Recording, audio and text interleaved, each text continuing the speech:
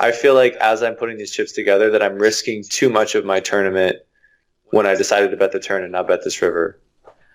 But this is now actually the best street to bluff.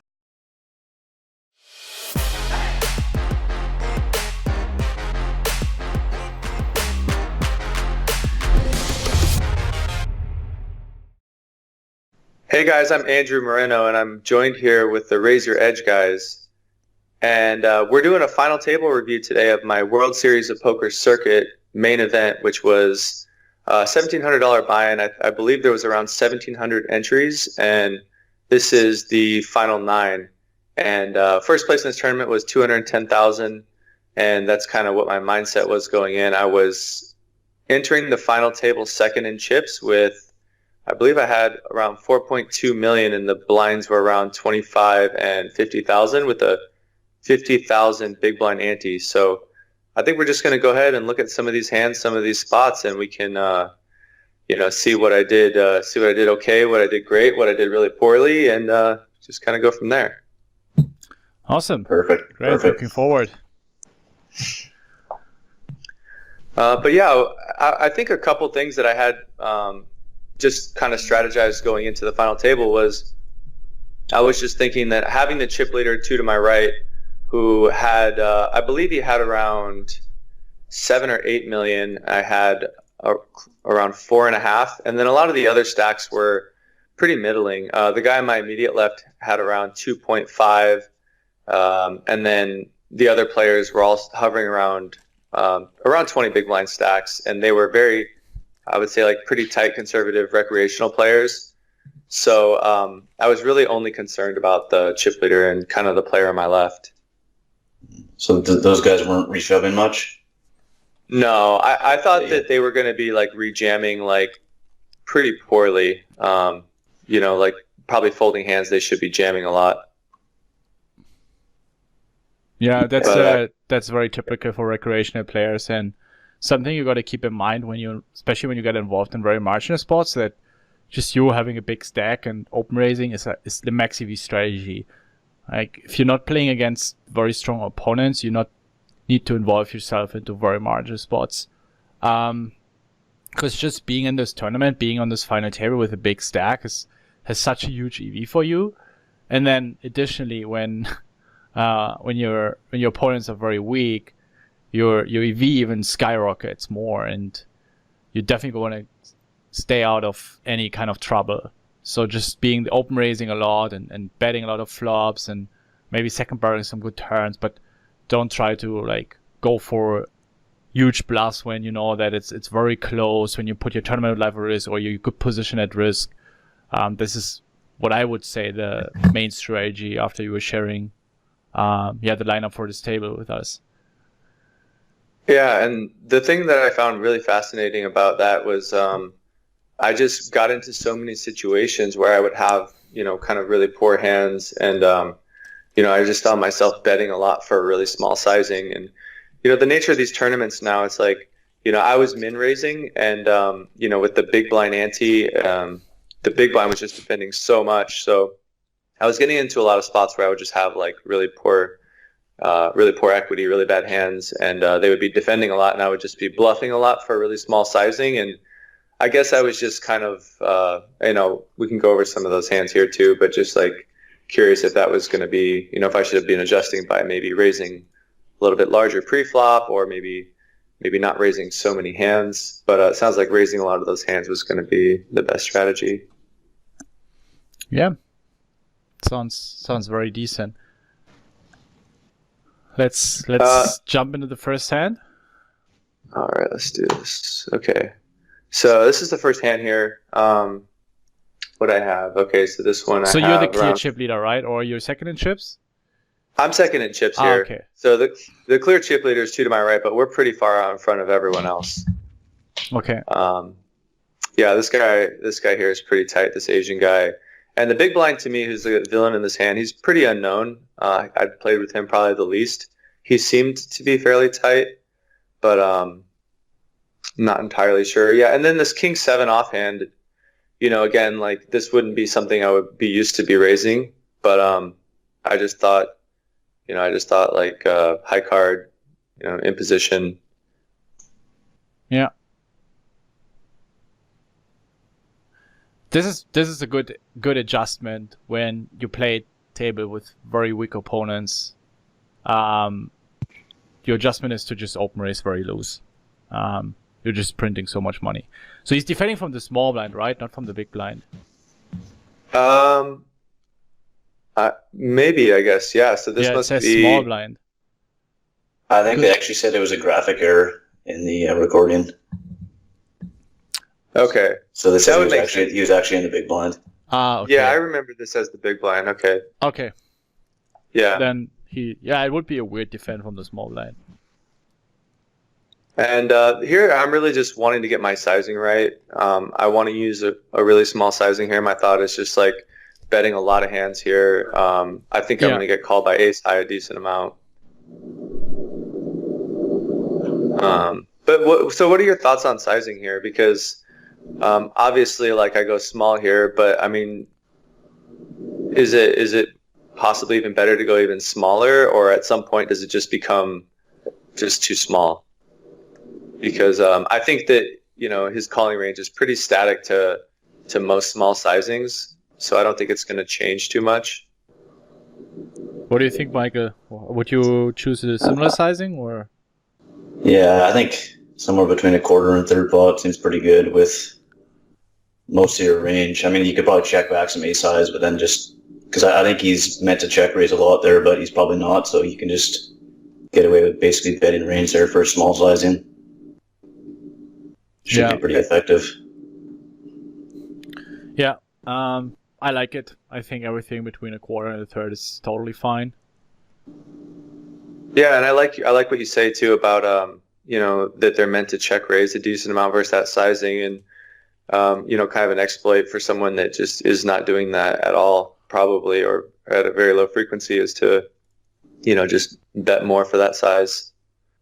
And on the turn king here, I felt like this was a decent spot to check behind. I thought he was going to have like a lot of low equity hands, some showdown value, and I could potentially pick off some bluffs on the river. Definitely value bet when check too on a lot of rivers.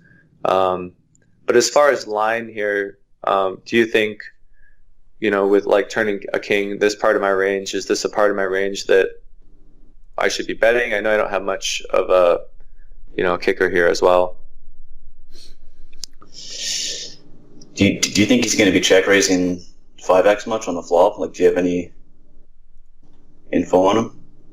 I would say that I would, for that sizing, I wouldn't be surprised to see a check raise. I think it's definitely a mix of like raising and calling. I mean, it's easy to say that now because I can see that he's called here, but I'm not really too concerned about getting check raised here as a bluff. Like pretty much ever. So, I mean, I think turn you could potentially bet for value. It's obviously nice to have in your check back range, but if he's check raising a lot of his 5x on the flop, it seems like a pretty good card that we could barrel with fairly wide range. Then he's kind of forced to call still with 4x and maybe some medium pocket pairs. But yeah, I mean, I think it's close. I think the reason why... Oh, go ahead. No, go ahead. Sorry. Oh, no, just the reason why I wanted to in-game check this back was that I was just imagining what kind of hands that he'd be calling on the flop with from my sizing, and I thought there'd be a lot of like pretty low equity hands that would just be forced to fold on the turn.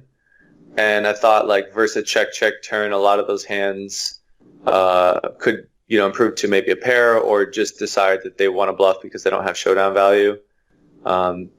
So that was kind of my main reason for turning this hand into a check on the turn. Something I would like to add, and this is basically what I mentioned at the beginning, is when I'm in those situations, because now the pot slowly starts growing, is that I don't want to avoid these very marginal spots. So if I'm not sure whether he check raises the flop with 5x or his bluffs, and I don't really know how he constructs his range, I'm just trying to keep it very simple. I'm aware of my position in the tournament. I want to keep the pot small. I only have 2 streets of value anyway, so then I just check back the turn and pot control. I don't want to make myself susceptible towards any kind of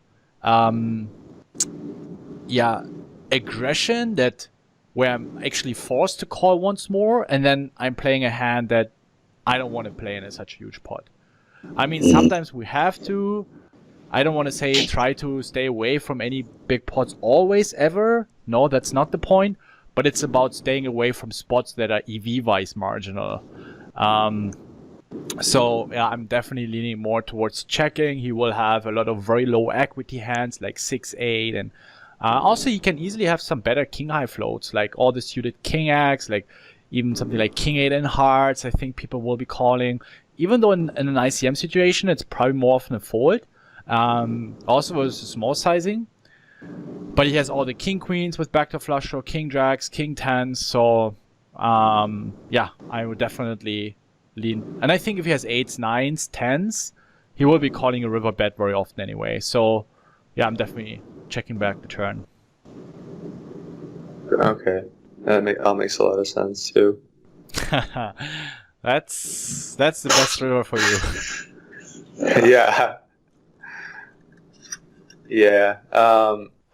When he checked on the river too, I mean, obviously I think my hand is good here, but I expected him to lead a 5 a lot when the turn goes check.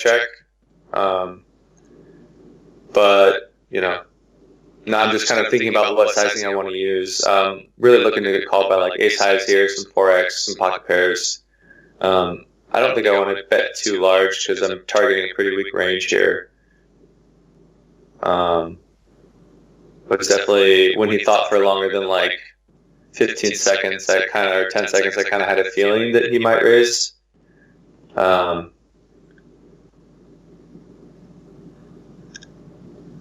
and again, this guy, I'm pretty sure he's a recreational player.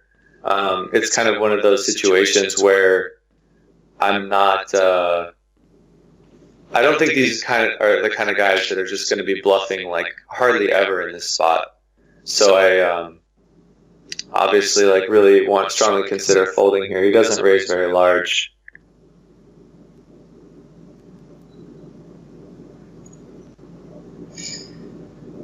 What do we think about using maybe a little bit bigger sizing on the river? Do you think he's pretty? Do you think it's going to be much of a difference if he went say 360 between say 50% pot or maybe 80% pot? If it's going to affect his calling range too much?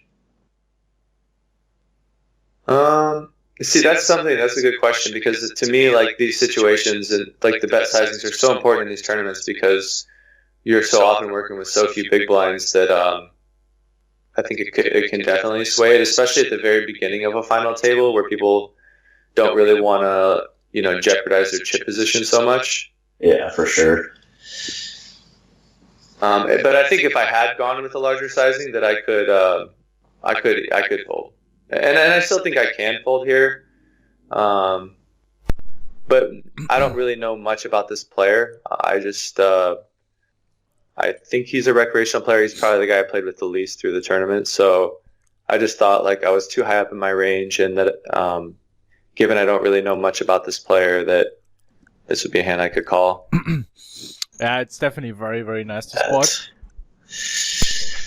Lots of chops, obviously. Yeah. And he's like, I got you, bud. I think that 7, 6, 6, 8, let's say 3 suited are just very often leading the river. So, I mean, it's so easy to say now that you can see he has quads to judge as, yeah, it's an easy fold. That's not what I'm trying to say, but and it's sometimes so hard to have this clarity in game. But all the 6, 7s, 8, 6, they're just probably betting himself. What is he bluff raising them? Ace highs? I doubt that. And I don't judge your call, and I don't think it's going to make you lose any money in the long run, because I think everybody's calling a king. So it's like a zero-sum game. I would be concerned if people would start folding a king there and you're not getting paid off when you have the quads. But I think that if you think it through, it's a spot where you can make a lot of money by folding. Because you need to be very creative to find enough bluffs here on the river. that I just don't think will ever happen. And you're just splitting, and he's nothing raising worse for value. And also, I would size it up a little bit for one reason. In cash games, I like your sizings, or in let's say, situations with little ICM or noise ICM, I like your sizing. On final tables, I'm leaning more towards a bigger sizing for one reason, that tens and jacks appear more often as calling range than in a 3-betting squeezing range. And these hands are so strong for him, perceived, that he's never folding them, even if you bet 3/4. And even sixes or sevens, like, he's probably, well, just one overcard. I gotta at least put 2 bets, so he's calling anyway. And then you have also much easier life to fold against the raise. Yeah. Okay. Yeah. I mean, yeah. I totally agree, and it's one of those things. Like, looking back, I wish I could have come to that in game. And then I actually, so I might have a little bit. Oh, I see the time here. I was having a hard time finding the time at the bottom. So, but yeah, I can just jump to the next hand. Or do you guys want to say anything else about that one? No. I think it's better when we try to do more hands and keep the analyze a little bit more short and also a little bit more beginner friendly. And and then I think we get the most out of it. Sure. Yeah. So here, King 9. I think, given my strategy, this is a pretty reasonable open. And again, like, just to reiterate or just kind of clear up a little bit, as far as my decision on my frequency on raising and the nature of the big blind ante, do you think that min raising is going to be the highest EV, or given the type of, like, kind of scared opponents that I have here, or at least, like, ICM considering opponents, I should say, and probably not jamming or defending as much as they should be, should I be adjusting by doing anything other than min raising? I think it depends from opponent to opponent. Someone that doesn't really call that much, I think you just keep min raising. If someone defends a little more, you raise bigger. And as a default, yeah, I would go a little bit more like towards 2.5x. This guy folding ace-3 suited on the button is also, like, I think he has 2 million, so you're 40-50 big steep. Button versus cutoff, I don't think he can ever fold a suited ace there. He has position. I think, was it offsuit? No, suited. It was suited, I think. Was it? Let me just... Oh, it looks offsuit, I think. Yeah, okay.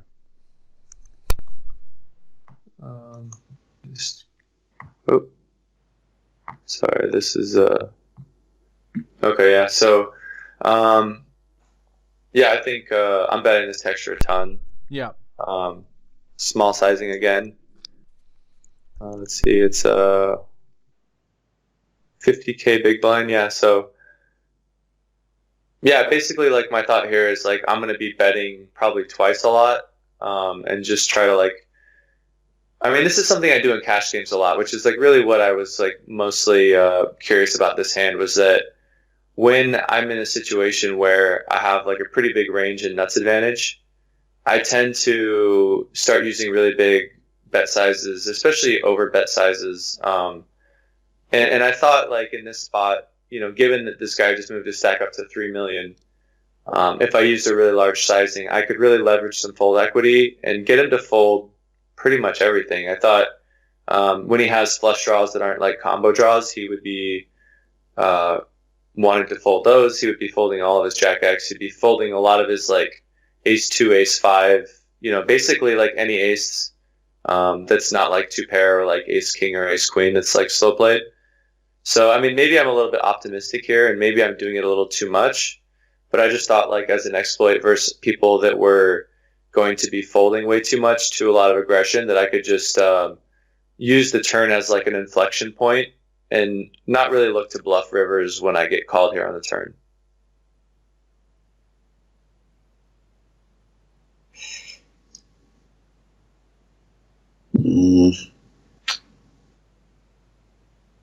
And again, I'm not really sure. This is something I do more in I do this a lot in cash games, especially against players that I know. Yeah, I mean, it might be a little too optimistic to think he's folding a lot of those ace X's and flush draws because he is a recreational player. But again, like the nature of the final table and like his chip position specifically, like he's just moved into a really comfortable third place, and I believe we're 8-handed at this point. It's definitely a very advanced player, I would say. If you have a lot of experience and you're very sure he's going to fold any jack and any 3, it will always be profitable because he's calling any jack and any 3 on the flop. And then if he folds all of them against the pot bet, you're making money. And I think it's safe to say that he's doing so. That's actually a good example of that. It looks like a close spot, but when you think it through, it's actually quite good because he against a pot bet, like, and he's raising probably all ace 3s, pocket 3s, ace jack. So his range is very defined around the jack, 3, and some ace X, of course. So he doesn't have ace king, ace queen. So I really like your creativity in this spot. But if you play against someone that is a little bit more sticky and he start mixing in some cards with some jack X, it becomes quite bad very quickly. So you got to be very sure about that he needs to be folding every single jack. And then it's a very good play. And based on what you say, it could definitely be the case. And then it's one of the spots where you can just second bar everything. And I always say aggression is always the superior strategy on final tables, rather than trying to fold yourself into the money or higher placements. Of course, you got to make it smart. I think that's a smart spot if you have the right read. And sometimes also I hear people bringing up reasons where I'm like, doesn't really make sense. And then they want to have these fantasy reasons. But you have an experienced player, that's definitely valid reasoning. And I would also be honest with you. Like, if I think it doesn't make so much sense, then I would share that. But I think it makes a lot of sense in this spot. Also, very good sizing. Like, I like the range of sizings you're using. Very small, but you can also pot bet. It's like very often only people know 1/3, half pot, 2/3. That, like, those 3 sizings. And everything else is, what? No. This is totally out of my word. Like, so yeah, I really like how you make use of no limit hold'em poker, which means no limit in bet sizings. Oh, that's good to hear because I'm just kind of out there and trying to kind of make these in-game adjustments on the fly, and and this hand in particular, but sorry, I just jumped ahead. But go ahead if you want to say anything else about that. I'm good. Mariano wants to add something to the previous hand. Michael? Oh, no, I mean, yeah, I definitely agree with that. Just in a vacuum on the turn, just go for the 1-bet and then shutting down on rivers when called. But like you say, he's probably going to be overfolding jack X a ton, and then it should just be good in a vacuum. And definitely like the sizing as well. Like, at least 3/4 or near a pot, just to create that little bit of fold equity is obviously that little bit of extra fold equity is going to make a big difference, right? So yeah, well played. This one I don't think is so well played by me. So pre-flop, the chip leader here is in the. Oh, is there a little echo all of a sudden? Can you guys? Oh, was it there me? It goes. Yeah, okay, sorry. Oh, it's okay. So I tried to make an adjustment here, and I went from making a 100K pre to 125. But I wonder if I should just be 3xing on his big blind, because I know what I do know about this chip leader is that he's very loose, very unconventional, doesn't seem to care much for ICM, and is very kind of experienced in these situations. Okay. But yeah, so is this a situation where you maybe even going like to 3x pre-flop? I think that in general, these kind of loose, sticky players, they're not really willing to even fold more. I would then do it, like with 3s, I don't want to really blow a pot. I just really, I want to take the initiative, want to play in position. and see a flop. Let's say if I have ace king, I would do it. Yeah, I would play very exploited. I mean, he's playing exploited there as well, right? He's very loose, creative, does some fancy stuff. So yeah, if we know he's kind of sticky, and I mean, it seems he's defending 6-3 off. So you're right with your gut, and then my adjustment would be raising bigger with good hands, raising smaller with weaker hands. Like very exploitative strategy, but yeah. Yeah, I like that. Hard to hit a 3 here. Yeah. So yeah, I mean, this was so he leads here, but as far as my strategy when he's checking, is this a situation where like I would probably, just be kind of going with what I had been, was like, betting for a small size and then playing pot control, checking turn, and trying to like win at showdown or realize some equity? That's probably how I would have approached this spot had he checked. But I could see myself checking this hand back in like a check back range. Yeah, I would definitely check back against the bigger stack. Your ICM is huge. We can call pretty much any turn. All his overcards only have 4 outs instead of 6 outs. Open-enders are not going to call, so I'm just checking back. Like, it's a very dangerous flop. It really sucks getting check raised sometimes, something like King 7, and then we kind of like have to fold because we're just too often dead against this value range. So yeah, I'm checking back on the flop. It's also not really our texture. Even if I have 10s or jacks, I would be checking back. Like, probably not against the recreational, but this is a flop you're supposed to be checking back a ton. Like, this just doesn't connect with your another gun range as well. You have a few overpairs, but that's it. Like, you carry around all the broadways, ace highs, you can't really bet with those, so this is a spot. I'm pretty sure as a second chip against a chit leader, in theory, you have to be checking back 100% of hands. You should never be betting on this flop. Like, if you play against a good opponent, all these mid-board, low boards, 100% check back in high ICM situations. There's not a single hand that wants to bet. And I think it's also a very sexy strategy because you have a lot of hands that your opponents don't expect you to have.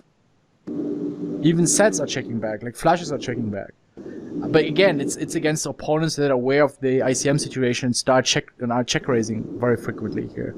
So against the recreational, I'll probably never be checking back with strong hands. But against a good opponent, it can play aggressive. You want to be checking back, and that's actually the theory here. Is the chip leader right? He wants to play aggressive, so then we should be checking back. Yeah, I like that a lot. That's kind of where I struggle the most is, in those situations versus better players in these high ICM situations. I've definitely shown that I'm lack of experience in those situations. And on this turn, like, honestly, I mean, I think I just got a little lost here, to be honest with you. Everyone would be lost here. I just, when he led that size on the flop, I honestly felt like he was pretty weak. And then I thought, like, okay, maybe I can, like, I don't know, start bluffing, or maybe bet once for like a small size and then just kind of keep my range uncapped, and like maybe I decide to bluff some rivers. But on this turn, I just feel like I should probably just be checking behind and trying to realize or win at showdown. I mean, if you know my approach in those situations, when we're lost in marginal situations, you can probably already foresee what I'm going to say now. Yeah, but it's one of these typical spots when I don't really know what to do. I'm not, compared to the previous spots, like, we're clueless about what he's going to do. He's sticky, he's loose, so there's some indicator that speak against the bet. I don't want him, don't want to make myself susceptible and appear weak, and now he starts check raising his King 7 of hearts, and then we're like, fuck my life. So I'm just checking back. Like, even if it's a little bit less EV than betting, it's fine. Like, you're making so much EV in open raising, and now getting or investing more and more money into the pot and losing more money from more from our stack is just going to be not really good. Like, I think if you really try to approach it from a logical and smart perspective, then it's already half of the pie on final tables. I don't know if that's even a good way to say it, but it will help you in so many spots. Always think about what position you are. What are you going to accomplish? Is it going to put yourself in a better situation? I mean, Michael knows it from our sit and go coachings. It's the same spiel over and over again, like every tournament or every final table you play. And I think it's just not worth it to, yeah. And then, let's say I would always take the safe route here. Maintain my position. Check always has an extremely high EV. And yeah, and take from there. Even raises, wow. Oh, fuck. Yeah, he was bringing it, man. Yeah. Yeah, that's what I mean. I mean, it was, he definitely had some moves. He was definitely in there, and yeah, he had a reputation for being really loose and kind of spazzy and wild, and I definitely felt that here. Yeah. Yeah, that's the point. We know it, but we still can't do it. And this is something I also read on YouTube or on social media a lot. Yeah, but when we know he's aggressive, we can just go crazy. No, you can't, because in those 10%, 20% he has it, or even say 25%, doesn't matter. So these occasions where he has it, it's so expensive, it's so devastating for you that you can't play back. Like, that's the same, those situations, let's say we have 15 big blinds and someone jabs 100% into us with another 5 big blind stack present. We can still not call ace-9 off. Even though we're 60-65% favor. We still have to fold almost everything. And this is what people don't understand. You can't even play back. Like, that's why you don't want to make yourself susceptible to those plays in the first place. Lots of checking back, lots of pot controlling. And then with strong hands, let them hang themselves. Start betting into you with low equity hands when you actually have a good hand and checking back. And by doing so, you also protect your weaker hands that you're checking back with. That makes a lot of sense. For sure. This hand that we have coming up here is probably the hand I got, I guess, criticized the most by people I respect. Just like fellow pros and stuff. Yeah, I mean, this is something that I guess has been kind of present in my game for a while, which is just like I typically I can be a bit loose, and I've been like willing to go for it in a lot of spots, and in these like cutoff button situations, I tend to fight pretty hard in general. So you'll see here, like this guy, he seemed to be a pretty good player. I played with him most of day 2. He was definitely very capable. Seemed to be a very good player, probably like a tournament pro, like some kind of a grinder. And yeah, so I guess in this spot, I'm basically thinking like,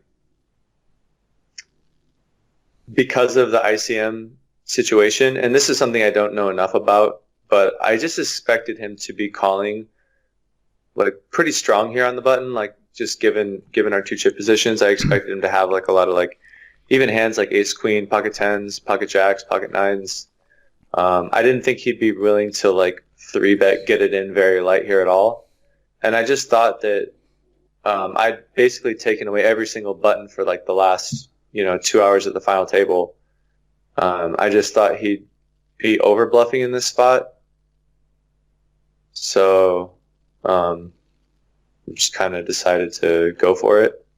But again, like one thing I didn't really think of in game, what I think was probably I should have put more consideration on as well, is that given that this guy is pretty good, if this spot doesn't go well for me, I've created a chip situation where we're both fairly even in chips, and he's one of the tougher opponents on the table, and he obviously can have top of his range here. Yeah. So yeah, I mean, I think a lot of the most of the recreational players, and I think this is kind of like what people want to see in a sense, like, when they watch these final tables, they want to see people going for it. But yeah, I mean, I definitely had to like pause and listen to, the people I respect, and I'd love to hear your guys' thoughts. I mean, because obviously, like, I'm pretty far into exploit. I don't have any blockers is like the main criticism here. Like, even if I just have the ace X off, like, people are, exponentially feel better about it. Yeah, I mean, I just think being at you're basically at the very bottom of your opening range, pretty much too, or at least near.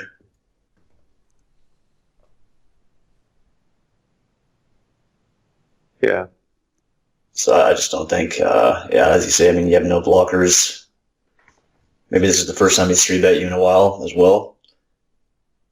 Yeah, this is his first 3-bet at the final table. Yeah. I mean, yeah.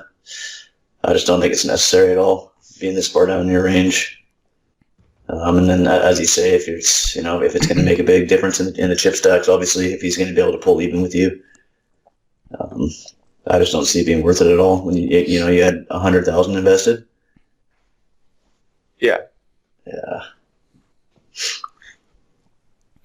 Yeah, I would also skip this spot. I think it's a good spot to play it quite aggressively against this 3-bet. We can 4-bet shoving a lot of hands like suited aces, suited kings, pairs, mixing some 4-bet bluffs with like king 9s, king 8s. Yeah. I definitely need a very strong read to, let's say, 4-bet my entire range here, which if you do it with 9-7 off, which hand are you folding? So yeah, that's a little bit too loose, and I'm not a big fan of it. But props for sharing it. I don't know many players that are, trying to be so open towards feed, making themselves very vulnerable. If you share hands that, I mean, you're sharing it because you already sense that might be a little bit of an overplay, and most of the time people only share hands where they won the pot or, try to put themselves in the spotlight. So that's actually a very good trade to also get feedback on hands that might not have been the best place in your career. Yeah, sure. Yeah, I'm definitely happy to. I mean, I have kind of the mind that the more I think I probably messed up, the more I'm like wanting to bring it to someone like, you guys, because I think that's where like the most opportunity is for me to improve my game, even though I do look quite foolish when I do sometimes.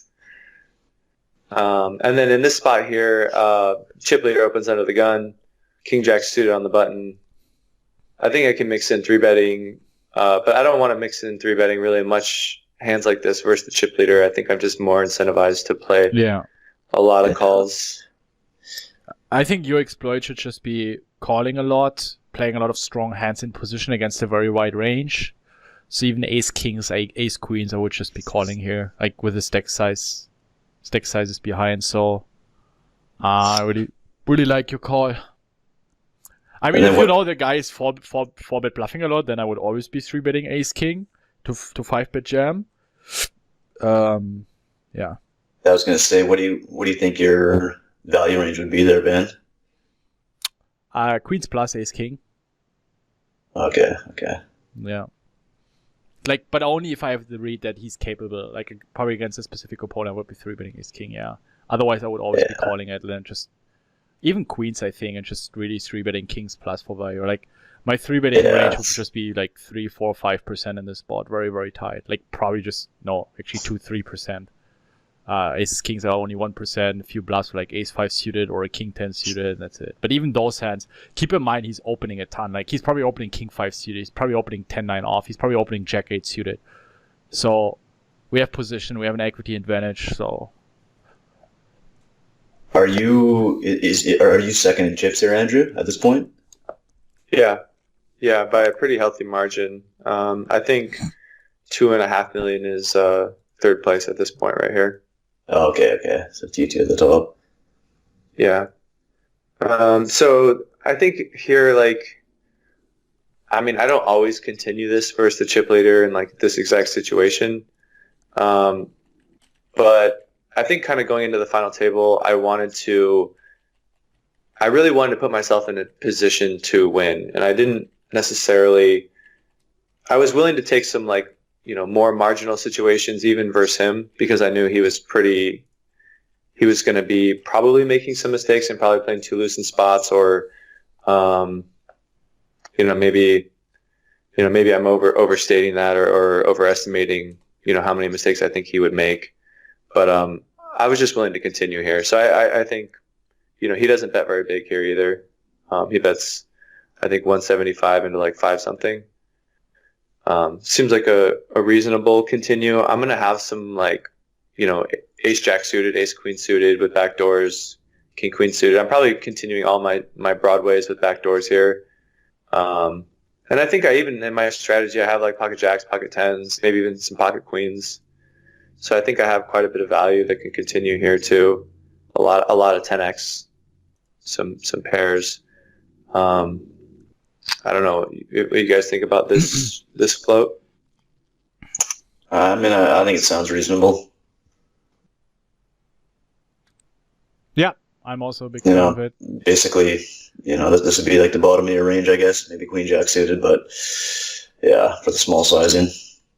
And you think he's going to be c-betting pretty wide here? I do. I really do. Yeah. Yeah, I think he's also c-betting a lot of jack nines, 8-9s, king nines with back to flush draw.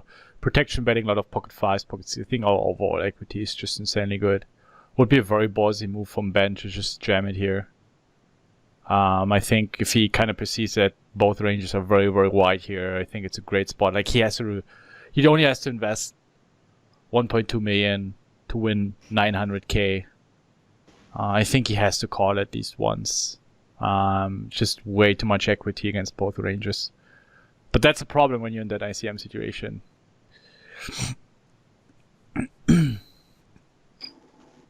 So my main question here is,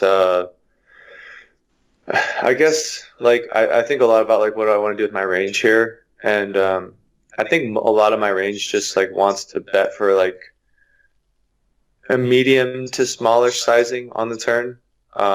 If I had to like think about what all my hands want to do, and where I kind of got a little confused is like, okay, but I'm gonna have a lot of like Broadway floats here too. So should I just be checking behind and giving some of those up, versus this turn check? I guess I was kind of, I thought he would have a lot of like, 5s through 9s as well. And like, I thought his range was like fairly weak to check here on the turn. And some give ups that were just like Broadways that are betting now giving up. So, I'm basically betting 100% on the turn here if I'm betting this hand as well.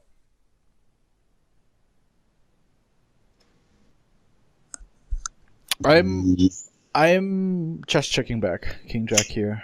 Might be bet in Chippy V again. This is not a spot where I want to do a lot of betting.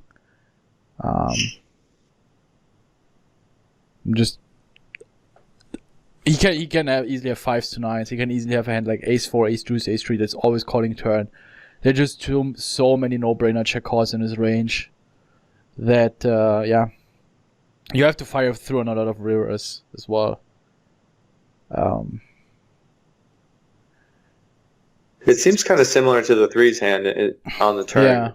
What you're saying. Yeah, a lot of those principles seem to apply here as well. Yeah, it's the same again. His range is very, very like he can play this spot very aggressive. Like he can be pot controlling with queen tens, jack tens. He's even doing it with king tens. It's just I think if he's aggressive, he's also barreling a lot of like. I don't know. Ace sizes are also not folding against the small sizing. I'm not really. I'm not a big fan of this bet. I'm just checking back. And again, now it opens up and he starts check raising his 4-5 or his 3-5 suited or his ace deuce because he senses weaknesses. He has twice as much chips. He's like, well, if it's wrong, I have still 4 million. Let's put this guy to the test, And then again, you're folding. He folds out 20% equity. Yeah. I think a main thing here too is that just the fact that you're not really getting any better hands to fold aside from maybe king queen, because I think for this ace x he's probably going to appeal to a small bet, and then as Ben said, like all his pairs 10x. So I think we have enough showdown where if he has complete air we can show it down, or even maybe hit a pair on the river and have him out kicked. But I think the bet doesn't accomplish too much. At least the turn bet, like you're gonna have to bet the river a ton. So, yeah, I could feel that in the moment too. When I bet the turn, I kind of realized that how handcuffed I felt. like what my options were, and that I was going to need to be following through on the river a lot. And if I do that, then, you know, I put myself in a pretty poor situation chip-wise against the chip leader if it doesn't work out, and then I'm kind of fallen into the rest of the pack in a lot of ways, which can be really detrimental. Yeah.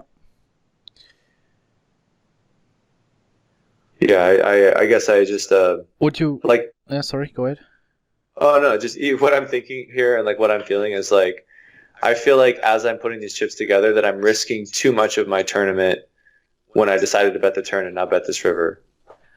But this is now actually the best street to bluff with this outcome. So this is not the mistake here. It happened on the previous street that you put yourself in those situations, and it always starts somewhere with a mistake pre-flop, a mistake on the flop, when the pots are relatively small, and people always neglect that. I mean, this is literally the best river. I mean, a queen would be decent. A 5 would be decent as well, because maybe not a 5, but yeah, an ace, a king, of course, a queen. I mean, these are the best rivers, but they're not going to come that often, right? So, got a bit lucky here with the runout. It's a good runout for you to bluff. But yeah, as you just said, the mistakes happen on previous streets.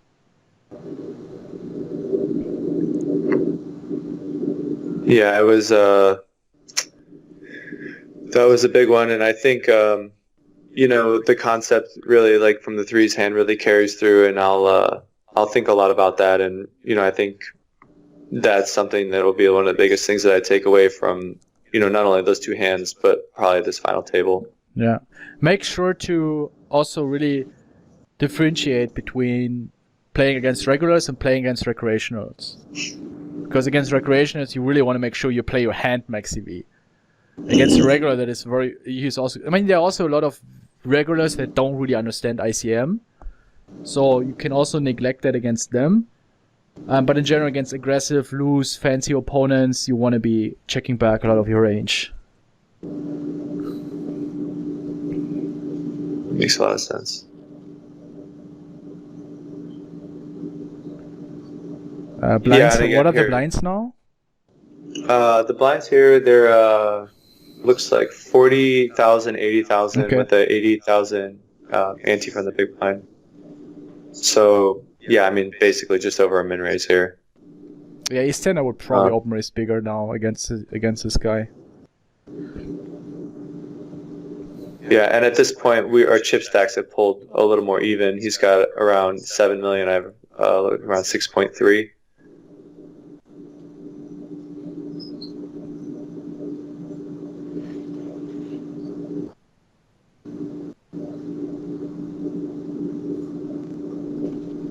And as far as exploit and deviation, I was thinking in game about maybe betting larger here, just because I had top pair and I expected him to call a lot. Yeah. But it's just, you know, I kind of wanted to keep with like my strategy. So I just decided to just go with like, you know, the small sizing. But do you think that would be like a reasonable exploit? Absolutely. It's but if he's a recreational, I would definitely do it. By not making it too obvious, but at least like 200, 240k, I think they don't really care about the difference in half of a big blind. Yeah. And then, so my plan on turn is to, you know, bet for like a pretty large sizing on a lot of turns. Yeah. I don't think this is one that I wanted to.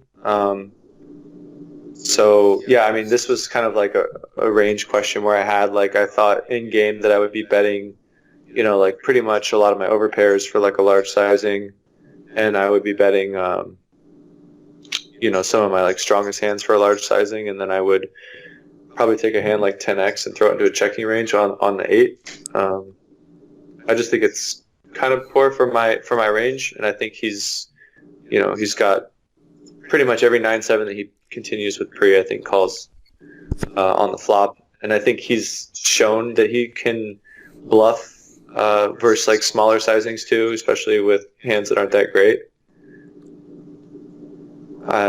Yeah, so I was curious what you guys think about betting versus checking and sizing. I think you could definitely still bet here for a pretty large sizing.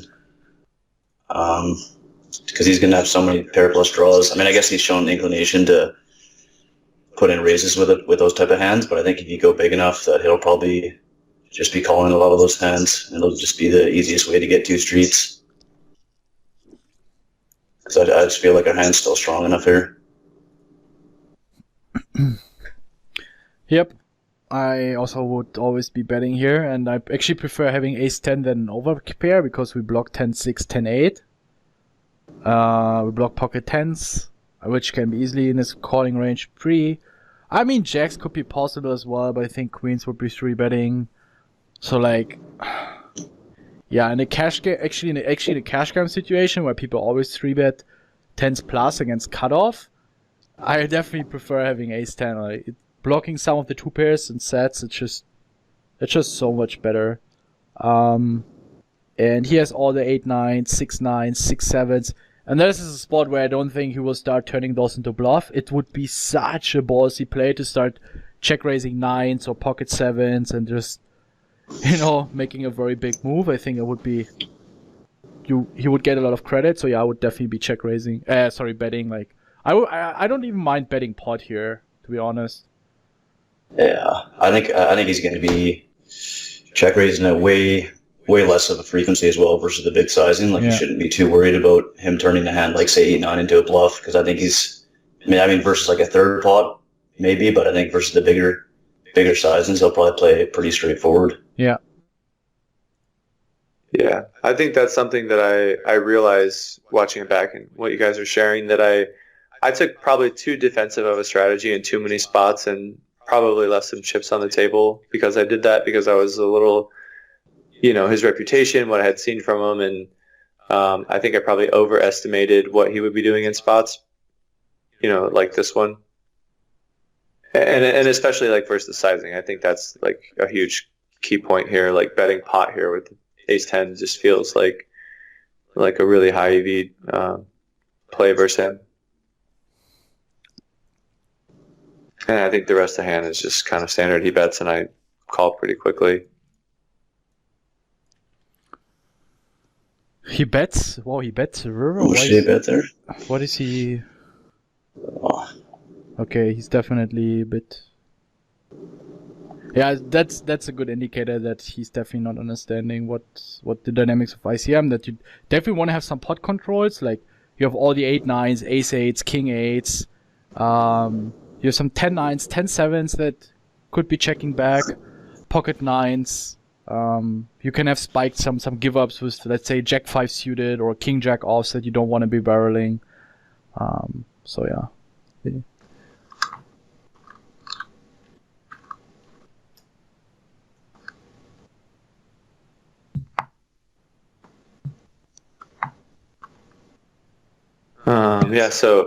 So we just kind of fast forwarded here.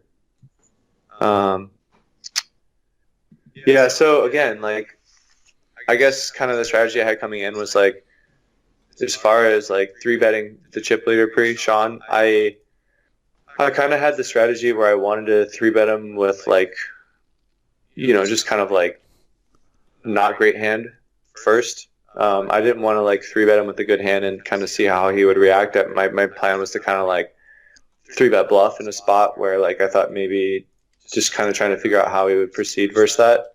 I thought this might be like a reasonable spot to slow play. I don't know. I mean, like, even like as I was doing it, I guess the thing that I really should have, the reason why I don't like it now looking back is that he has around 6 million. I actually have around like 6.7, so I'm the chip leader at this point.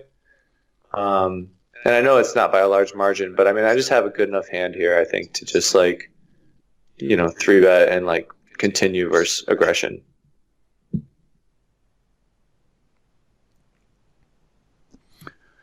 It's okay.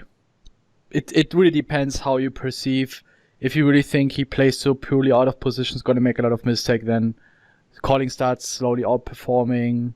3-betting also depends on the blinds. There's so many factors to be considered.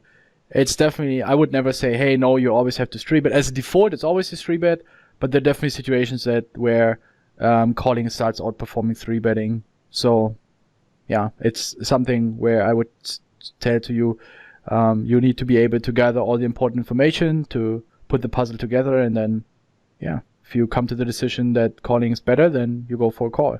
As easy as that. Were the blinds around 20 or 30 big blinds? They're both around. I think the big blind was probably around 30, and the small blind was around 20. Yeah. Okay. I mean, it's obviously nice to have some hands you can go call with. Yeah. Fairly. You know what? I'm just realizing this, and like, if I'm being honest with myself, like, you know, how I was feeling in the moment, and just kind of like thinking back about the whole situation.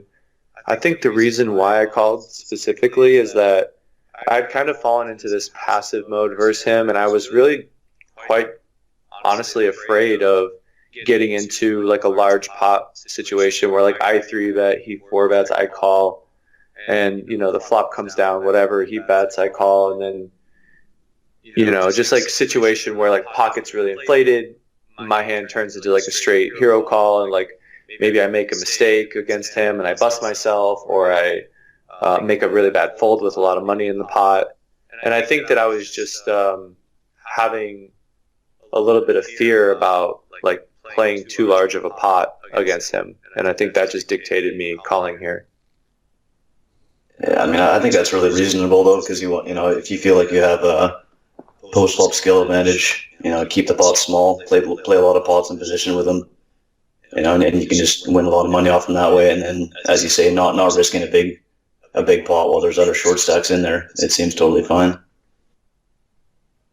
Yeah, but at the same time, I think a counter to that would just be that I think like this is the kind of guy that's real sticky. He doesn't fold much.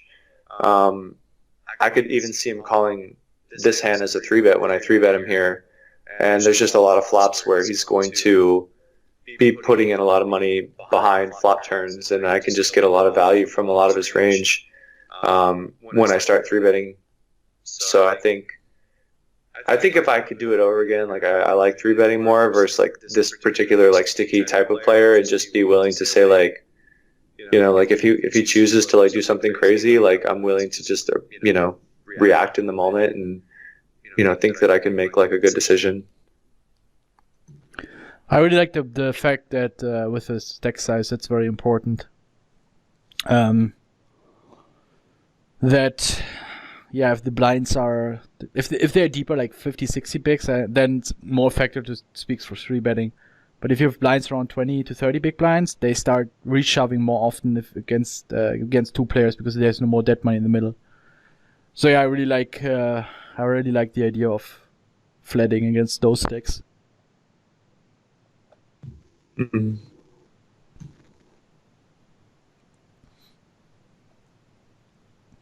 So I guess here on the turn is like kind of you know, an interesting decision point for me. I think you know, there's 2 flush draws on the board.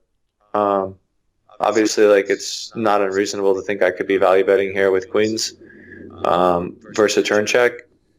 I guess I was just trying to think about like how my range plays and like what hands kind of make sense to check behind, and I thought like I would probably be betting a lot of my flush draws, my good king X, any kind of like pocket 6s, pocket 3s that I have here. Even if I decided to have a hand like you know, pocket 4s or something like that, turn diamonds, I would have a reasonable amount of bets. And I thought just taking a hand like queens here, and you know, kind of, I guess, similar to the last 2 spots we discussed, like kind of marginal turn bets, that I could check that back. So I don't know. What do you guys like here for turn play? I think that looks good. Checking back. Yep, I also like it. And then now on the river, I'm just trying to decide like, and again, like, okay, just being totally honest, I think that I was just more afraid of him doing something ridiculous and crazy than I actually probably should have been. I think that I had that in my mind, that he was capable and willing to do that a lot, and I just thought like the value in checking and, you know, very likely winning the pot versus like getting raised and then like, you know, maybe wanting to hero call for like a really large sizing against him. I just didn't think that the value was there. I think you can definitely value bet this river though. Yeah, and then just when he raises, I just have to like, you know, make a good decision basically. You like he checks out of position and you check back? Yeah. Yeah, I would always value bet here. Yeah, I think from his perceived point of view, I mean, you can still have a lot of missed draws, and I think it's just more likely that he'd just be check calling with some type of, you know, maybe 6x, mid pocket pairs. Obviously, he could come in with a check raise, but I think that's not a good enough reason just to be checking this back. I think it's just too strong. Once he checks twice, because I mean, we've seen him bet before with the sevens, so I assume with King X, he's probably just going to be betting most of the time. So I just feel like you have the best hand, you know, like 90% of the time here. Yeah. Yeah, I also think so. I would definitely. Also 500, 600k. I think we can value bet relatively big. I think it's only the two pair and set combos that might be trapping sometimes. It makes a lot of sense. I mean, he's doing it so here. But I think ace, king, king, queen, king, jack, king 10 would be value betting very, very frequently. He has 7s, 9s, 10s that are pot controlling now on the river. A 6, an 8. Yeah, it would definitely be. We don't block any of his 8s combos like 9, 8, 10, 8, 8, 7 suited, as well as 8, ace 8 suited. I'm not sure if he opens queen 8 suited. So I think that speaks for value betting with queens and jacks pretty much always. Like he can have jacks, 10s, and he's always snap calling it. So yeah.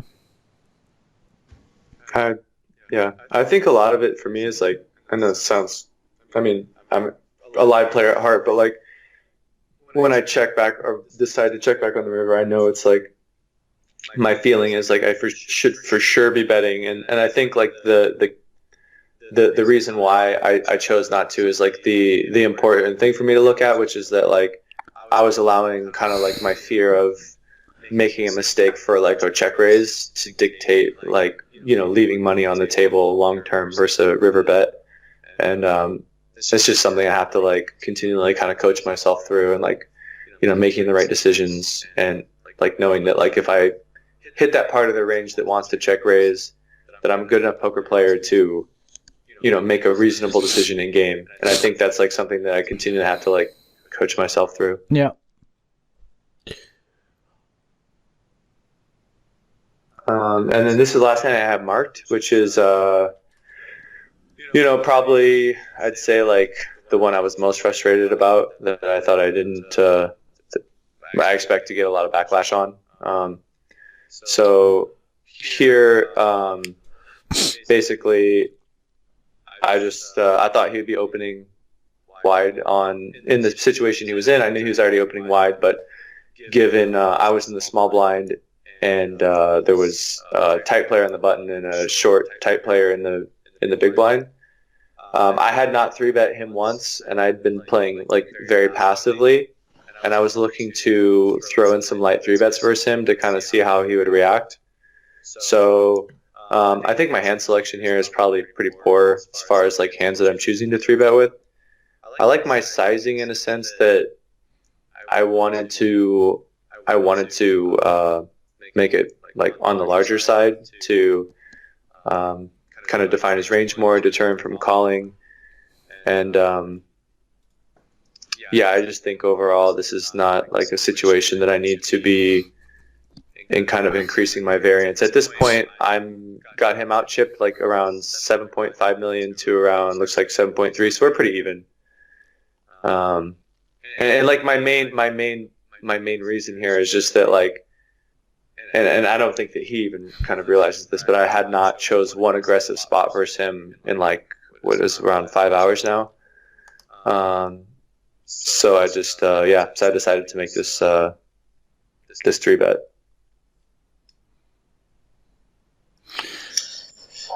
Yeah, it's mainly an exploitative play. I would also choose some different hands like Queen 10 suited, Queen 9 suited, or a King 10 suited. It's much better. I think that, again, you already have the read that he's sticky and creative. I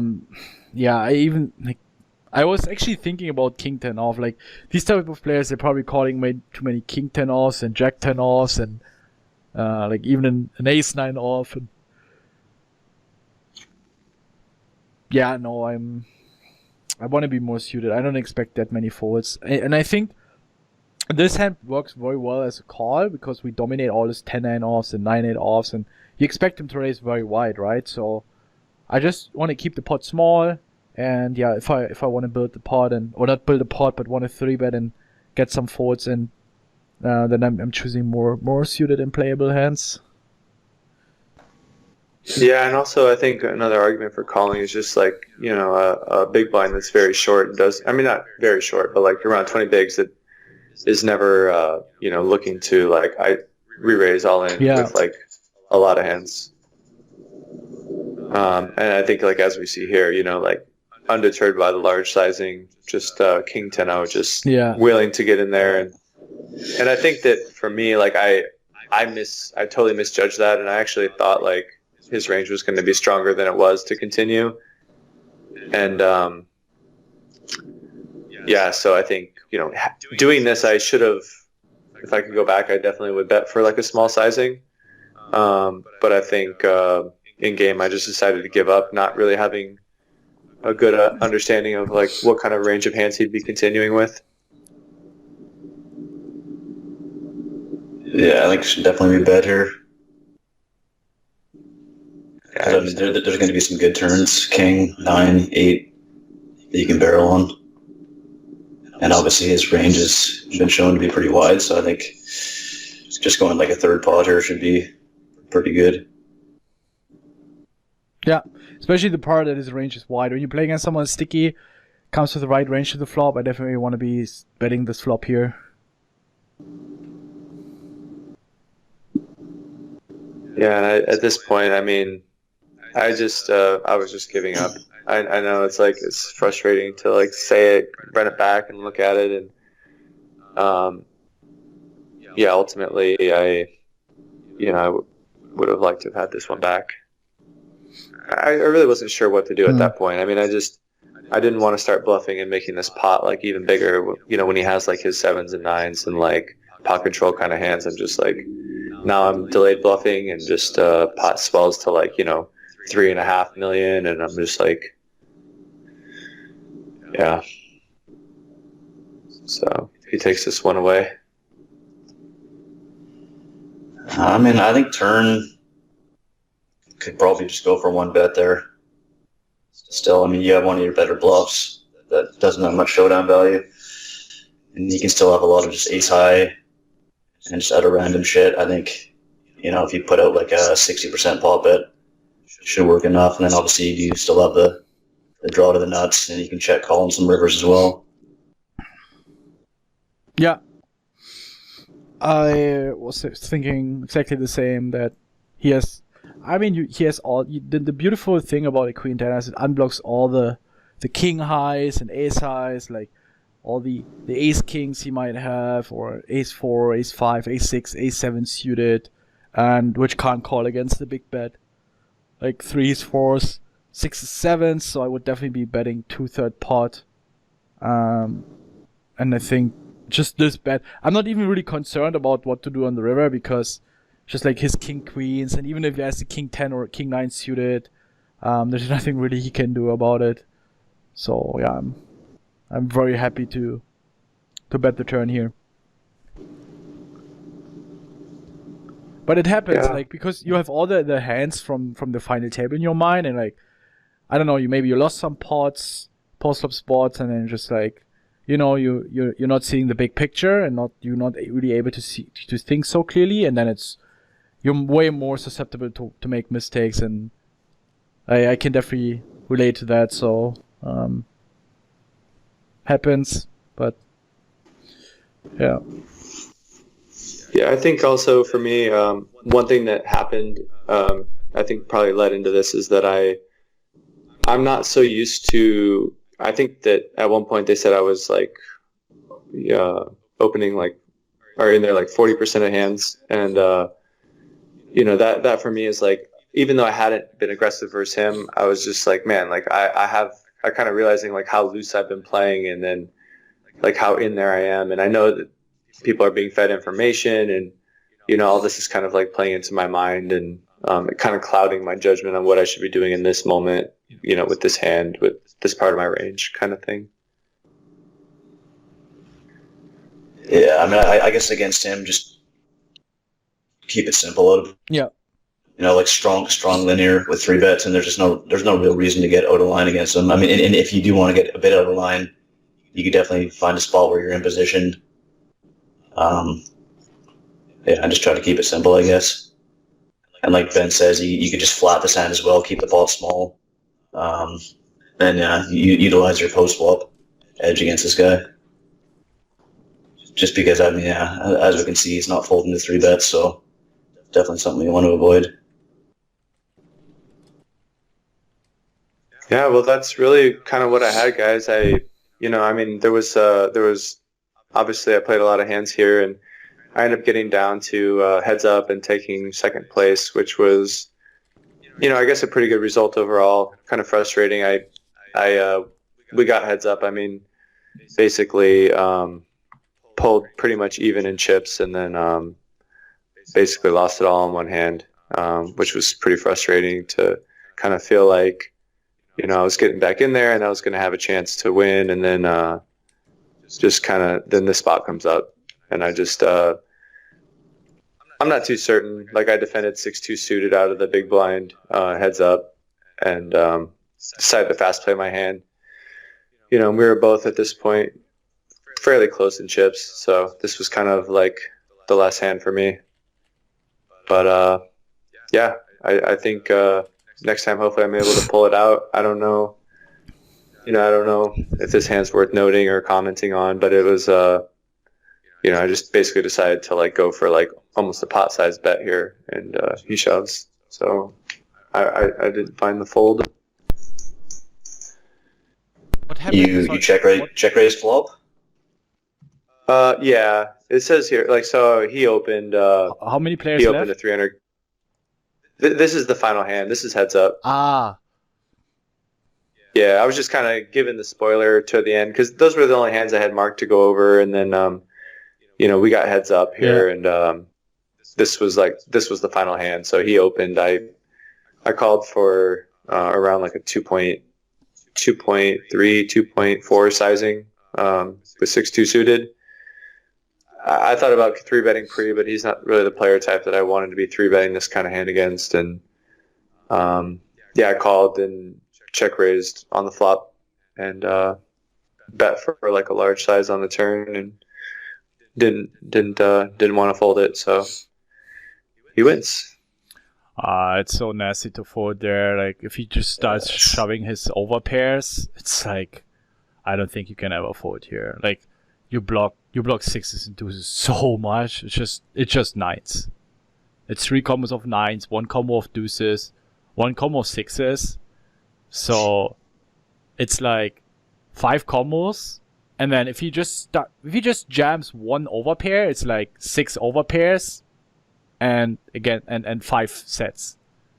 So, I mean, he has some equity with his overpairs. Like, I don't think he's peeling all 4 5s. I'm not sure.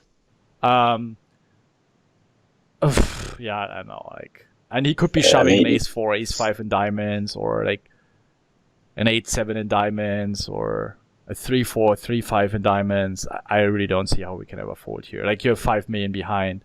He can just like put you on an ace-9, king-9 that you're playing for value. Your dynamics were so loose against each other. I think you can never fold here. He can even be shoving 3-2 suited, like, and then you're getting owned. Yeah. I mean, I didn't love it, but I was just not folding. Yeah. You snapped fold. That's the look of a second place finisher right there. Yeah, it's an amazing result though, for sure. Yeah, congrats, man. It's a big tournament. Yeah, thanks, guys. I mean, I'm so grateful that you guys were willing to take some time out to do this. I've I've been fortunate enough to make a couple final tables over the last few years, and never really had a chance to like look too deeply into them, and this is the first time I was able to. And I think obviously the hope is to take what I learned here and use some of that and win a big one.